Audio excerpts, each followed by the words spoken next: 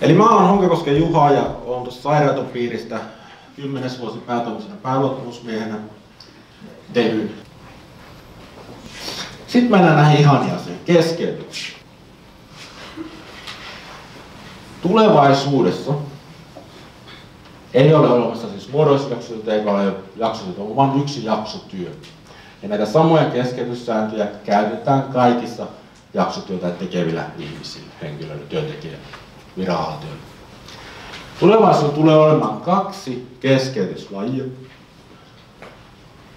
On ennalta tiedetty tai ennalta suunniteltu keskeytys, jonka pitää olla tiedossa viikkoa ennen työaikajakson alkua.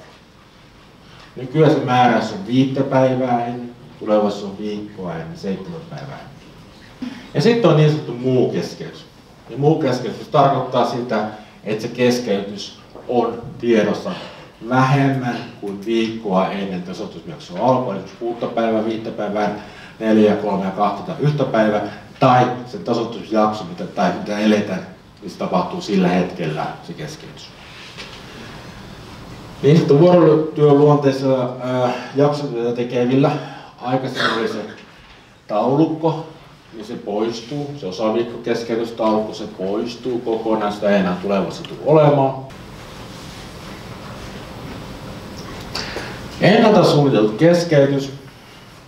keskeytyspäivä, joka olisi ollut työpäivä, alentaa suunniteltua työaikaa 100% työajassa 7 tuntia 39 minuuttia aina.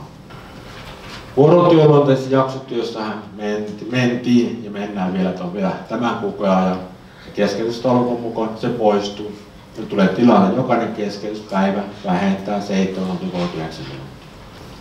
Ja mikäli työpäivät eivät ole tiedossa, työpäiväksi katsotaan maanantai-perjantai. Ja aika fakiri-ihminen on, jos siinä vaiheessa aletaan suunnitelman työvuorosuunnitelmaa, keskeytys on tiedossa, niin tiedettäisiin, että mitkä päivät siellä on työpäivä. Tässä on esimerkiksi just tällaisen 3 viikon lista, eka viikko duuni, toka viikko vuosilomaa, 3. viikko duuni. Eli joka viikko on vuosilomasta johtuva keskeytys, vähentää työaikaa 38 varttia.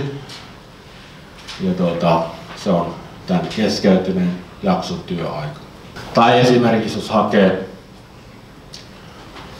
jotain virkavapaana myönnettävää koulutusta etukäteen 5 päivää, se myönnetään MA-P, niin se vähentää se 5 kertaa 7 38 vartista säännöllistä työaikaa ja ylityökynnystä samalla. Tehtävillä on 6,5 tuntia. Muu keskeytys. Eli kun mä sanoin, että jos se keskeytys ei ole tiedossa viimeistään viikkoa ennen työaikajakson alkua, puhutaan muusta keskeytyksestä. Tällaisia voi olla äkilliset vuosilomat, sairausloma on ehkä kaikista yleisin ja virkeä työvapaa. Ja ne ajetaan aina ylityöraja työvuoroluettelon suunnitelun tuntimäärän verran. Eli poissaolon ulkopuolelle suunniteltu työaika osoittaa ylityöraja. Tämä on jaksotyöntekijöille, jotka vuorotyötä tekevät jaksotyöntekijöille, teki 3 vuorotyötä tai viikonloppuduunia. Tämä on aika tuttu juttu. Teille ei tämä ole miksi. Täällä on nytkin ollut tämä asia. Mutta teille, jotka teette sitä niin sanottua muodollista jaksotyötä, tämä on täysin uusi juttu. Muodollisessa jaksotyössä ei tunnettu osapäivän keskeytystä. No niin, tässä on taas vähän esimerkkejä siitä tällaista muusta keskeytystä, eli vanhemmasta äkillisestä keskeytyksestä. Eikä alle viikolle, tai normaali 3 viikon lista. Siellä on 8 tunnin yövuoroa jossakin ja iltavuoroja ja muitakin vuoroja, sille merkitystä, mutta tässä on työvuoroja vaan näin. Suunnitteluraja, ylityöraja 145 minuuttia. Eka viikolle on suunniteltu MAH-TIHKE 8 tuntia, sitten torstai perjantai välinen yö 8-4-5, lauantai vapaaksi ja sunnuntai 8 tuntia. Ja se koko viikon sairastuu äkillisesti. Ja sinne sairastumisen alle jää äkillisesti 40 tuntia 45 minuuttia. Niin Suunnittelu säännöllinen työaika plus samalla ylityöraja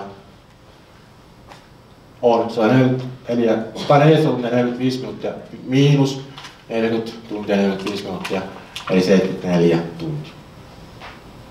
Kaikki mitä sinne jää alle puoltaa ylityöraja alemmas. Ihan samalla tavalla kuin tapahtuu nykyjaksotyössä, mitä tulevaisuus koskee myös muodollisjaksotyötä. Tai kaikkia jaksotyötä. Toinen esimerkki. Toisella viikolla tulee äkillinen keskeytys esimerkiksi sairausloman vuoksi.